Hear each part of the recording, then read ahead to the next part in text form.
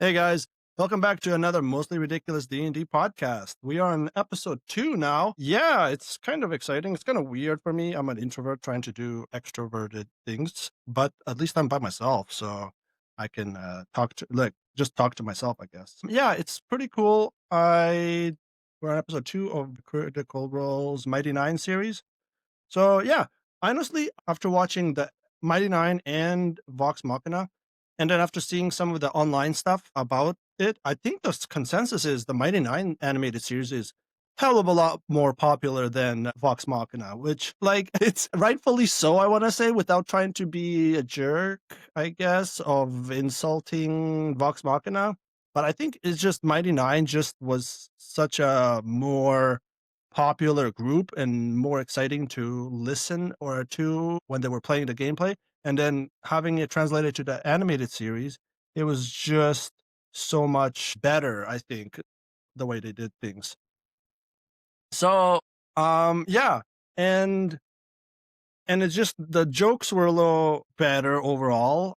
I think it's hard to say with jokes wise, but like for me, the animated series overall, the quality of the animation, the voice acting is everything was overall a little better. I think because they're already familiar with having been doing this with Vox Machina with the 3 seasons, and now they're more familiar or more comfortable doing with the Mighty Nine, which is great. It worked out like really well in episode 2 is great because episode 1 was just about things we haven't seen yet. It hasn't been in the campaign yet. It was just mentioned things that were like mentioned offhand or that things that were just kind of in the background happening stuff. And so episode 1 was new for everyone. Everything was new. There was mostly things people didn't know what happened or how things happen and whatnot. And episode 2 is where it kind of really starts, where people do know a lot of the things, like the backstories of some characters. Like in this episode, it's focused more on Jester and Ford, and it's more focused on that. Also, a lot of things are changed. There's just this is kind of like, I think for me, where the episode or the series kind of starts. I think episode 1 for me was more of a prelude, kind of like a get you into it first, and then episode 2 is like, okay, push you right over the edge into it. And it first of all, it did a great job because my two favorite characters were just, I think they were done really well, and the way they put them together was just also funny. And so we're gonna get into that very soon, and then I'm gonna get into it with the synopsis of the episode.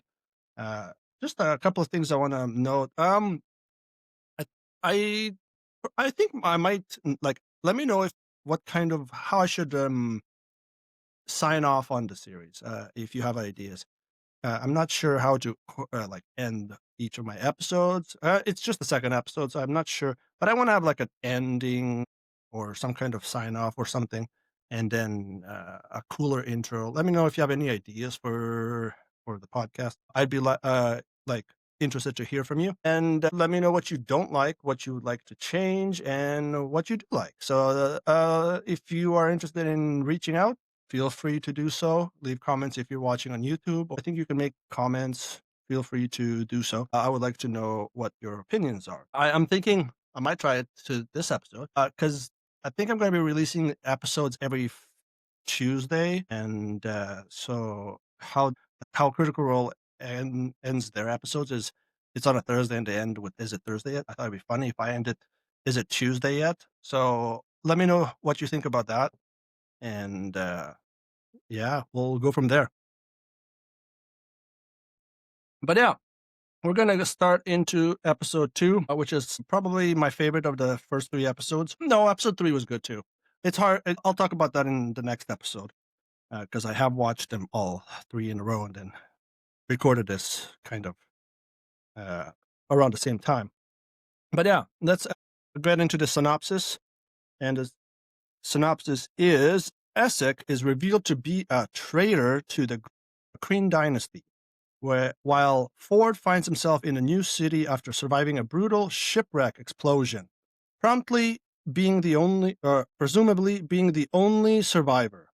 He meets a new friend, Jester, as she proves to be a great influence on him and now has to escape the city if they don't want to be executed. And we're going to get right into the meat of it. Yeah. Because there's a lot of questions I have for this episode too. And some things that I'm like, oh, I like what they did here. It's kind of fine. So I have a few notes here. I did notes for this episode. So if episode 1 was kind of like, okay, could be better. That's probably why I didn't do as many notes, and I am trying to learn because this is all new to me. So bear with me. Let's get into that episode. Um, yeah, I think there are some liked moments for me in here, like Ruby of the Sea. The performance is kind of like we don't see performances of the Ruby of the Sea in the campaign. So it was great to see an actual animated performance of it, and it did not disappoint. It was really good. It was kind of everything you thought and expected it to be. So I like that. Yeah. So we begin the episode with Ford and his captain. So yeah. So it begins with Ford and the captain doing a sparring session, and it's just him teaching how to training Ford how to fight and to presumably be a captain of his own someday. And then the sparring match kind of is disrupted by the sea. Basically, a storm hits, and the captain right away is on edge and mentions, and I quote, "He found me." So, for those of you who don't know the campaign and you're just watching the series for the first time and so you're not sure what he's referring to, yeah, if you don't want spoilers, I'd say skip ahead maybe. I'm not even sure to what part to skip ahead because I'm going over things that are probably going to be things that are going to be spoiling from the campaign too. But skip like maybe a minute if you don't want to hear this next part. But yeah, the captains, we all know that captain is kind of under the not influence or control, but he is working for Ukatoa, and we all know Ukatoa is Ford's next what's it called Ford's next patron. And I like how they passed off the patron from the captain to Ford here. It wasn't done the same way. I don't think it was explained how, because he just woke up and he had these powers in the campaign, but it was passed on from the captain technically to Ford because Ford took the sword from captain, not from him, but it was like the sword was there one in the shipwreck, right? So he took the sword after the shipwreck because it was just plunged into the sand there uh, when he woke up, and then took that sword as like a way of, I guess I'm not sure, like as a way of remembering his captain because he's presuming his captain is dead, right? So he took the sword, he took the hat. I believe he took the hat. But yeah, and I'm jumping a little ahead because yeah, so the whole "he found me" is just a nod. We all know from watching the campaign, if you watched it, that yes, Ford's captain used to be working for Ukatoa, and this is where I think he was the Ukatoa attacked or sent the storm because the captain did not honor or wasn't doing what he was supposed to do to try and free Ukatoa. So I think this was kind of like punishment with sending the storm at him. And then I think it's just a coincidence at the same time where during this time Zabian, if I'm saying correctly, um, man, this fucking guy, he pissed me off so bad. I honestly, I out of all the characters in campaign 2, you don't know much about Zabian other than what Ford's kind of mentioned. But the way they animated him, the character in the animation in this episode, um, I personally want to kill him as well. I personally want to do that too in the game, of course. Yeah, this character pissed me off more than Ikathon. Okay, episode 1, there was a lot of Ikathon in the episode, and I was not as mad at any of the characters up until now as I am about this fucking guy. And this guy didn't like. There's like nothing we really know about this guy, and this guy just the way he did things, like everything is. It wasn't even just like because in campaign 2, it was like he kind of just betrayed everyone, but there was like no, I don't think there was any dialogue mentioned about his attitude or anything. It felt more about like he kept everything secret until the end. He sabotaged the ship even in secret, and then it wasn't until the end that Ford found out before the ship went down. But no, this one was like no, Zabian was a piece of shit, and even like there was a fight between Ford and Zabian, who Ford got his butt kicked, to just put it politely. But and yeah, he I think he even got stabbed. Let me see. I didn't write it here, but no, oh my god, this character, I can probably make an episode just on this character alone for the minute that he was in the episode, just how much I hate this character. Oh my god, I don't know if anybody else feels this way about this character, but I think they will in the animated series, because they haven't found him in the campaign yet, or in the campaign, or done a one shot looking for him. I'm sure they're gonna do a one shot where they're gonna find him but I think for the animated series, they're not gonna do that. They're gonna tie this story together, and hopefully it involves unaliving this mother effer, because I hate this guy so much. Oh my god. Just a few minutes screen time made me more mad than any character that I even know is going to be showing up later in the series. Yeah, so I want this character dead as soon as possible. Like this character just pissed me off. Ford's new sword is kind of weird, because when the ship goes down, then he gets the sword from he assumes it's the captain. But it's weird because the sword didn't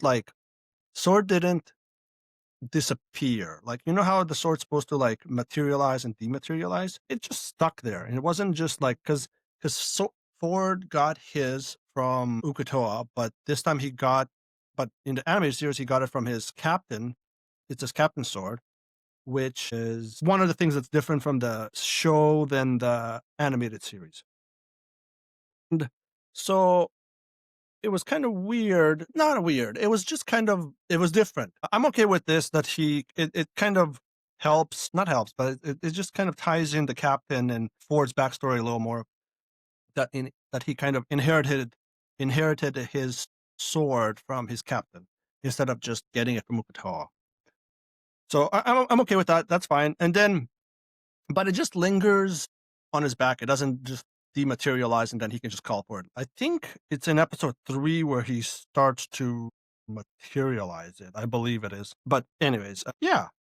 So he picks up the sword, the hat, and I'm not like whatever else I can't remember at the moment, but he walks off and tries to find somewhere he can get food or something. So he's just on his own little trek for a little while. Now, a couple of notes here I made. The Kryn Dynasty has only one beacon. So the beacon, yeah, it's kind of weird. In the campaign, I thought there was that like the beacons were just things. There was more than one, right? I thought the Kryn Dynasty had multiple of them, and they were using them for their rituals for reincarnations and stuff like that. So, but in the anime, it just implies that there's one so far. So I wonder how they're gonna do the second one when I assume when they eventually do campaign 3 animated. So it's kind of weird. I was confused by that, because am I misremembering that there were more than one in the dynasty's possession? Because I because in the campaign we obviously find out they found another one, but they had more. It was under my impression. So let me know if that's like, correct me if you remember anything about that, and what you recall about that. So just give me a heads up on that. Like, what did they have more or not? Am I just misremembering that stuff?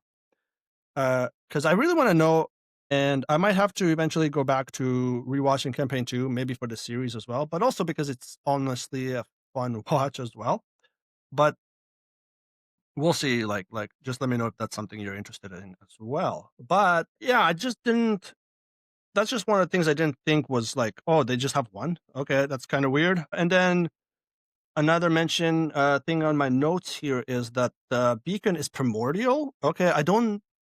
That's another thing I don't remember. Was the beacon primordial in campaign 2? I'm not sure. I thought it was just another god maybe that was dead or that was kind of behind the I'm not sure. I'm not sure what the whole Luxon beacon god guy is. What is he doing? Where is he? Maybe he's just in all these beacons that are scattered around everywhere. And I think that was what my initial assumption was, but now I'm not sure because apparently only one exists in the dynasty. So yeah, the beacon's primordial. I don't know what that means. How is it primordial? Why was the Luxon a primordial or a god? That raises those questions. So I thought he was a god, but I guess it might be a primordial. And another thing is, in my notes, I have this the reincarnation of the beacon. So it reincarnates any or random race. So like, is it supposed to just reincarnate anyone, or is it just the devotee faithful? Because episode what one was it? We ended kind of on one of the infiltrators who got killed in the ambush, who got his soul sucked in the beacon. So it assumes, or I assume that the beacon just kind of takes in any souls that die around it. Does it reincarnate anyone, or just someone who is devout to it or practices the faith of the Luxon, or is it just random? So that's just kind of where I'm at with that. Let me know what you think about that because I'm really curious. Does the person getting reincarnated also, like, when they get reincarnated, are they the same? Do they get reincarnated as the same race as that they died, or are they coming back as a different race? That's just a curious question I have for that because I'm not sure. I think the implication is they come back as a different maybe race or something. But we'll see. There's no concrete. There's no evidence because in campaign 2, they. I'm not trying to put words in mouth. I think Matt mentioned that it was just the Kryn dynasties, the elves, that were the ones being reincarnated. But in the animated series, it's anyone under the dynasty. So maybe they changed it, maybe they didn't, maybe I misremember it. I'm not sure, but that's kind of what I remember is that it was just specifically the elves thing. It was their thing. It was not any other race thing, but I could be wrong. Maybe I misremember. It was a long time ago. It was 5 years ago now since I watched the campaign, and it's kind of, yeah. I mean, I could be misremembering that, and but it doesn't matter either way. I just want to know if you died, do you come back as a different race or is it the same race? It's just a curious question, is all. And then I don't think in the entirety of the campaign that we have ever met, seen, or even heard about Essek's mother. And I think, and this is where they introduce her too. So she is getting sick, or she has some kind of sickness. I don't know if it's dementia or PTSD or something, but she has some kind of illness, and Essek is hiding her. And it's presumed that this sickness isn't curable. It isn't something that the Luxon beacon or the reincarnation ritual can like change or take away or whatever. I think it's a thing if you get that it's permanent, it's punishable by permanent death. I think that's what this sickness is. I'm wondering what this sickness is and how she got it. I think it's just over multiple years of being reincarnated, and it's just all accumulating at once. At least that's what I'm getting from the flashbacks and the PTSD she seems to be getting. Yeah. So that's Essek's mother. Kind of weird that they kind of include, but I don't know what purpose she's gonna. Maybe this is the purpose that they chose to add, like the catalyst or reason why Essek is being like doing the defector thing, like where he's defecting or do being the traitor here, like because I don't know remember if there was a reason he was doing it in the campaign. I think there was, but I don't remember it. I don't think it had anything to do with his mother, but this could be the catalyst or the reason that he's doing it in the show, in the animated series. So maybe that's just an added thing that's for the show, and I'm indifferent to the reason, or like it's just something that is in my notes here, and I guess it was a talking point for me. And then we cut from there and we go to the Wild Mother statue, a little foreshadowing for a number of reasons. The Wild Mother is a prominent goddess in this series, not just for later in the campaign for Ford, but also for Caduceus when we do eventually meet him. But it's a nice little foreshadowing because Ford is walking right past it after he sees it, and this is Nicodranus. I think this is the one, Jester's hometown. So yeah, Jester makes his way there, and then he's trying to get in there because he's starving, he's exhausted, and there he has to go through these guards that are taking papers for letting people in, like one of those customs people, so they don't just let anyone through. So yeah, he's trying to get in there. He's kind of halted by them, and then when they're about to push him away or take him away, he accidentally casts the command spell, and which works, and they let him through. The animation for this was pretty cool. It looked awesome. I liked it. It was very well executed in animation and the way he cast the spell, because he just shouted, "Let me through," and the way it worked out, it was just great. I like the way the spells are working here, because it appeared as if he's just shouting, but the way he's shouting and the echoes and then the light in their eyes and stuff, that just kind of, it's a spell he's accidentally casting, but he has no idea what's happening, because this is his first spell cast ever, I think. And so he's making it through, and then we cut to Bo and Not ran into each other, and this is done before the meeting at a tavern in the start of the campaign. So this is how they meet not meet, I guess, just ran into each other in the animated series. I think they stole. No, they didn't steal anything from her yet. This is where they were um in the barn sleeping for the night, and then they got set all the horses to run wild, and this is where Bo shouts at them to while Not and Caleb are running away. And I don't I'm not sure what the Not's gesture was towards Bo in this situation. I I think I'm wrong. I'm like 90% sure I'm wrong, because I want to say she gave her the finger, but I think it was just kind of like, maybe it was like a tongue cheek kind of thing instead. But it was a quick little interaction with them. And then another thing is, a little side note is Essek walked. I thought that was funny because we never see him walk in the campaigns. So he's just always, hovering. But yeah, he can walk.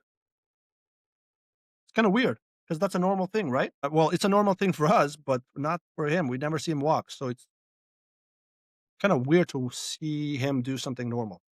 That's just me.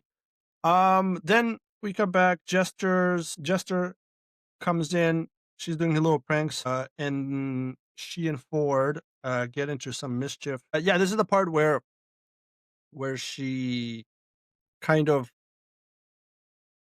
does her prank on that. What's it called? The Lord that's scheduled a private alone time with Jester's mother, and so I think she got a little annoyed with that, and then decided to do a prank on him because, well, she doesn't like him as well. And so she does this prank. Let me see if I can remember what the prank was. Cause, the prank was like the prank. Okay. So, oh my God, this is so. All right, all right. I'll try to explain it as best as I can without going too graphic. Oh my god. There's two big banners that are like kind of flung down to reveal to the public that one of him is on like the toilet where he's taking a humongous um shit, and there's just a big green puff of clouds behind him. And that's one. And then the other one is of him. Oh my god. It's it's of him naked with a on his knees with a bone in his mouth, and the king of the what's his name? Quinn Dwindle? Is that his name? Quinn Dwindle? Correct me if I'm wrong, but the king of the kingdom um has him around the leash, and that's as far as I'll go with that. And that infuriates him and causes him to chase after Jester and try to kill her. That's hilarious. And Jesus Christ, my God. I cannot believe that one they animated and did this kind of joke or what's it called, the prank on him. Also, it's funny as all hell. A lot of things like ensue. She runs into Ford, and then Ford gets roped into it, right? So Ford now has to help her or run away from the guards because they think he was in on it with her. And then now he's stuck trying to escape them with her. So Jester's prank kind of not backfires, but kind of is going downhill very quickly. And she has not come up with a plan to escape once she was found out. Kind of very childish, on brand for her. And then she runs into Ford, like I said. Yep. And then hearts dart out of her eyes, and she falls in love with Ford right then and there. Like I said, they try to clump Ford in on this prank, and so he's stuck trying to escape them with her. He shoots Eldritch Blast accidentally at them, and the Eldritch Blast animation is amazing. I love it. There's nothing else to say. It's just amazing. It's well done. No promise. Is sick to see it every time in episode 3 when we're going to discuss that in the next episode. Yeah, Eldritch Blast, great, fantastic. Then they get chased up to this house where they kind of jump off from the second story, and they're chased. The Lord is like right up there in the second story with his little guards, and as they're escaping, Jester, where I presume is a minor illusion spell, but she does a minor illusion spell of a dick and then slaps the Lord in the face. Which, okay, that was the best moment in the entire episode for me. That dick slap, and it was just cartoonish too. That when he got slapped, it was just cartoonish too, like the way he got slapped.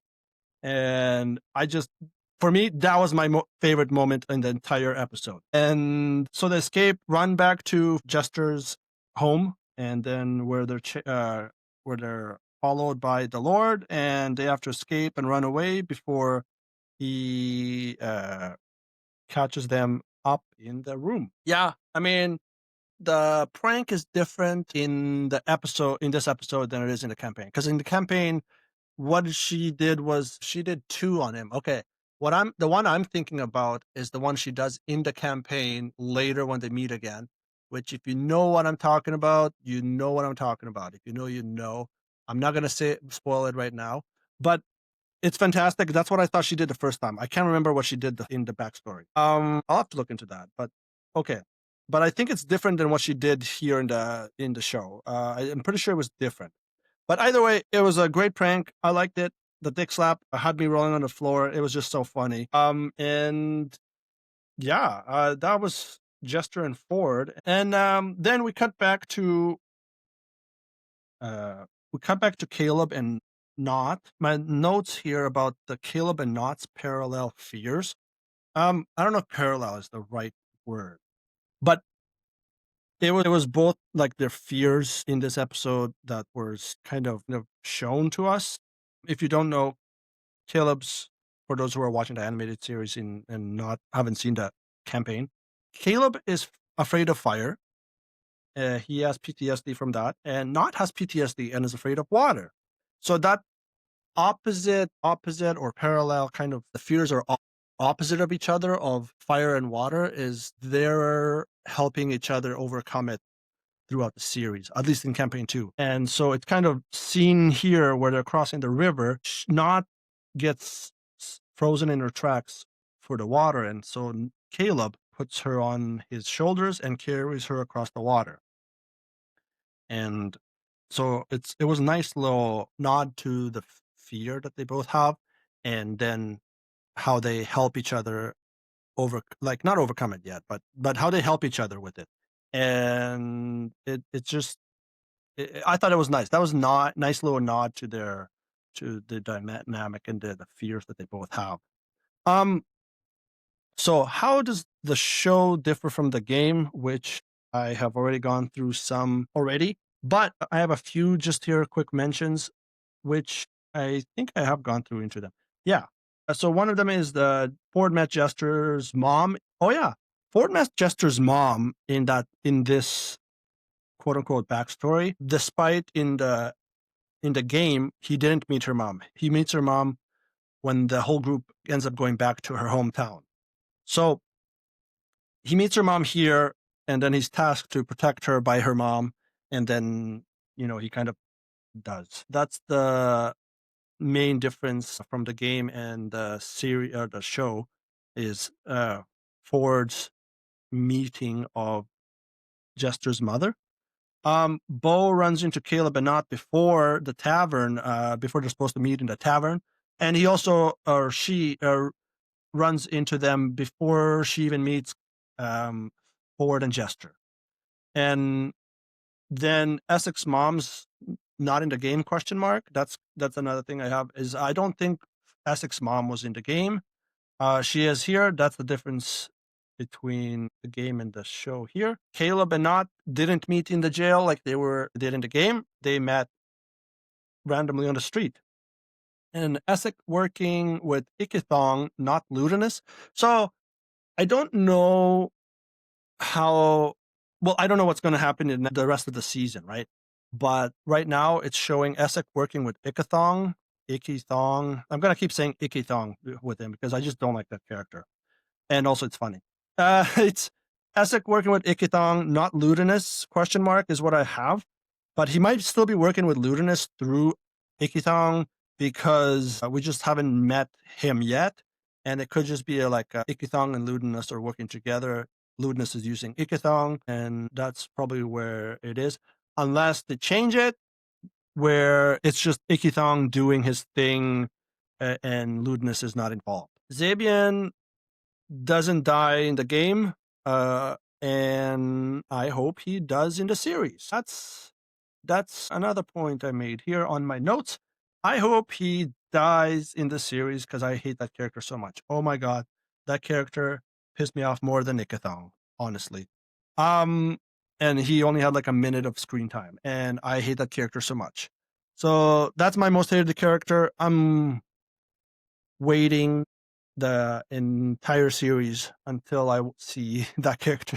The way I think it was mainly just because of the way he was acting, the way he looked down on Ford, the way he looked down on, like, I don't understand his whole purpose for anything that he did. I don't understand. I'm just not sure. I don't get it. I don't get the point of his doing anything really. I guess we never find out, right? So it would be nice to find out and then see what the deal with that is, but I don't think it's going to change my mind on how I feel about the character and what I want him, what I want happen to him. But if they do give him some kind of backstory of why he did it and it's something that, like, okay, and then changes my mind, then okay, fine, that's just a sign of great storytelling. But I kind of hope it doesn't happen because I really, want him gone. That's how much I dislike this character, and he has like not really important at all in the entire series, I think. So yeah, those are the main points of the episode. I liked it a lot. I thought it was better than episode 1. Episode 1 had a lot of stuff that was new, had a lot of stuff that was surprising. Episode 2 had a lot of nice backstory. visuals that we didn't see in the campaign. 4 did have one of his many iconic nightmares of Ukitawa, and it was just a showing of how he survived and how Ukitawa took him, like transferred his, like choosing Ford as the new champion or representative to take on the task of freeing him. And so the whole, like in the campaign 2 animated intro with the Ford falling into the ocean and then the eye opening behind him, it happened in the animated series here, and I thought that was great. I love that they did that. This was great. I personally think that was also one of the coolest moments in the episode, and I like that sequence. Like, it was just a good visual, and I might it's one of those things I might use as a screen, like a background for my phone or computer or something. It was just so nice. The artwork was great. The animators did a great job, and I am happy that they brought that in. And that's the episode. Yeah, let me know if I left anything out, and let me know what you think of episode 2. I know we're behind on the episodes because right now we're on episode 6 by the time this comes out, 5, 6, because they're releasing one episode a week. But we'll catch up. Like, it's going to be like 10, 12 episodes, maybe 8 to 12 episodes long. But we'll catch up, and hopefully you guys like that. Yeah, let me know what your favorite part of episode 2 was. Mine was definitely the dick slap. Even though it's I think it was a minor illusion spell. Minor illusion is not supposed to be able to touch anything. But the fact that they animated into just a comedic little bit was just fantastic. I liked it a lot, and I'm glad I did it. If you want to be technical and be like, oh, well, it shouldn't have happened. Well, I kind of disagree. I thought it was funny. Minor illusion spell isn't supposed to touch anything, but in this instance, they just made it a comedic, just a little comedy skit of just hit him in the face with the dick, and it just works. I thought it was funny. I approve of it. Let me know if you agree with that, if you like that, or if you disagree.